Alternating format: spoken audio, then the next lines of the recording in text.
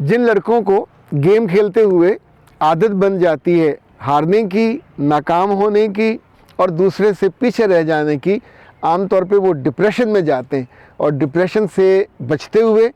या डिप्रेशन को अपने सर पे सवार करते हुए अब्यूसिव लैंग्वेज इस्तेमाल करने लग जाते हैं। ये इतनी बुरी आदत है, आपकी शख्सियत को बर्बाद कर देती है, आपके पूरी शख्सियत को इतना डैमेज करती है कि आप बाकी लोगों के बीच में बैठ के,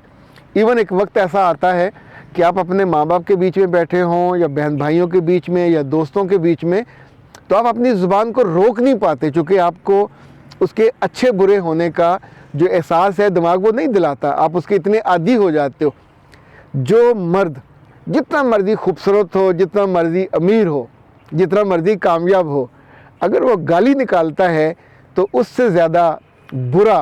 और उससे ज़्यादा नापसंदीदा आदमी कोई नहीं है। वो गाली बच्चों के सामने निकाले, वो गाली बीवी के सामने निकाले या माँ बाप के सामने निकाले, याद रखिएगा अगर आप उसको ये अलाउ करते जाओगे तो कल वो आपको भी निकालेगा। कल वो गाड़ी चलाते हुए किसी मोटरसाइकिल वाले को, किसी गाड़ी वाले को,